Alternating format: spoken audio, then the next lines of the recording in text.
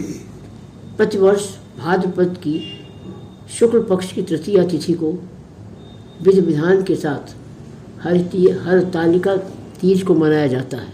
यह पर्व उत्तर भारत में बहुत अधिक चाव और उल्लास के साथ मनाया जाता है।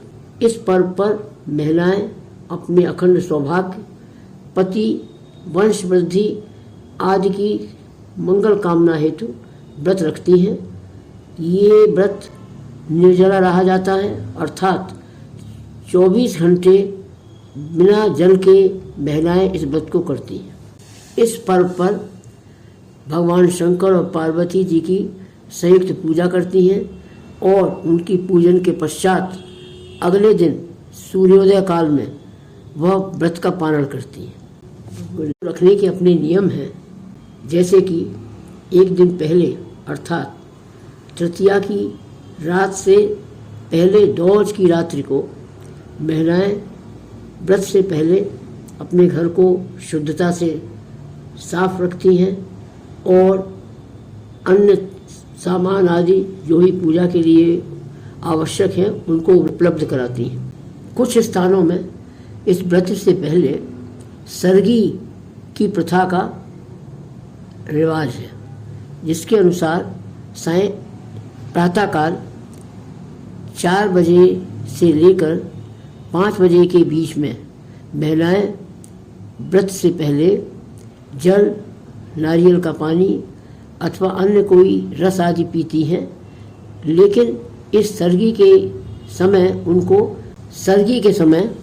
अन्न के वस्तुओं का उपयोग नहीं करना चाहिए। सरगी का नियम यह है कि यह प्रातःकाल 4 से 4:30 अथवा 5 के बाद नहीं होना चाहिए। सूर्योदय काल की आभा के निकलने से पहले ही जल आदि जो महिलाएं पीना चाहती हैं वह पी सकती हैं। कुछ स्थानों में सरगी से एक दिन पहले सारा सामान एवं लड़की के लिए वस्त्र आदि उसकी ससुराल में भेजने का रिवाज है। हरतालिका तीज के दिन सबसे पहले इस व्रत के करने के हेतु स्नान करके सुहागिन स्त्रियाँ नए या साफ वस्त्र पहने और पूर्ण श्रृंगार करें। इसके बाद भगवान शिव और पार्वती माँ के समक्ष मंदिर में अथवा अपने घर पर व्रत का संकल्प लेते हुए पूजा करें। हरतालिका तीज के दिन पूजा से पहले भगवान शिव, माता पार्वती और भगवान गणेश की मूर्तियाँ या तो मिट्टी से बना ली जाएं अथवा उसके लिए एक चित्र ले लिया जाए जिससे कि उनकी पूजा की जा सके। इसके पश्चात विधि विधान से पूजा की सामग्री को रखकर पूरे दिन व्रत का संकल्प करें।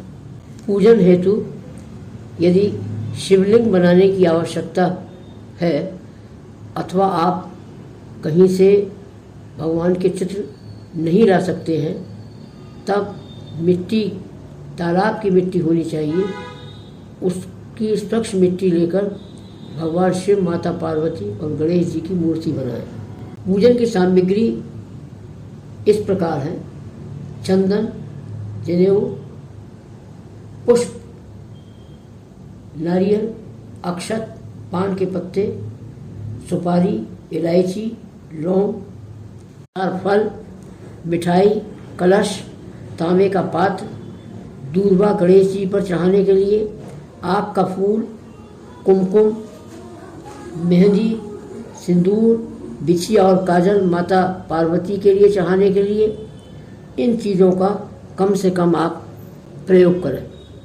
हरतालिका तीज के कुछ नियम हैं जिनका कि अनुपालन करना चाहिए, जैसे कि व्रत एक बार शुरू करने के पश्चात बीच में छोड़ा नहीं जा सकता है। यह निर्जल व्रत है। जल का पारण के बाद ही लिया जाता है। पूजा में मिट्टी की पार्वती माता की मूर्ति, शंकर जी की मूर्ति और गणेश जी की मूर्ति बनाई जाती है।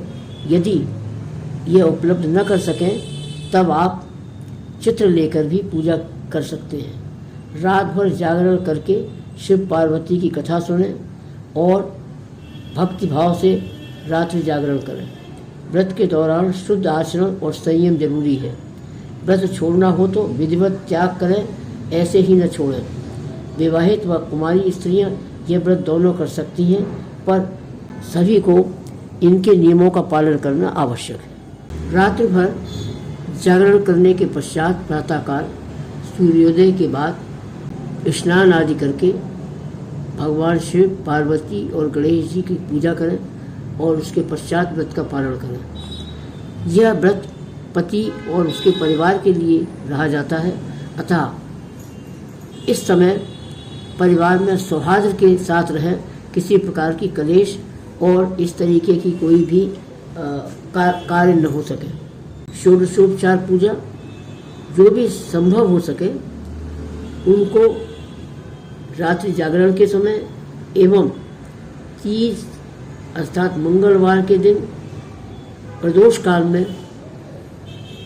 पूजा करके तत्पश्चात प्रातःकाल पूजा करके व्रत का पालन करें। इस व्रत के संबंध में इस प्रकार की मान्यता है कि माता पार्वती को यह व्रत बहुत प्रिय है और उन्होंने शिव जी के हेतु इस व्रत को किया था। जागरण के दिन सात्विक भोजन करना चाहिए एवं सात्विक आचार विचार से रहना चाहिए।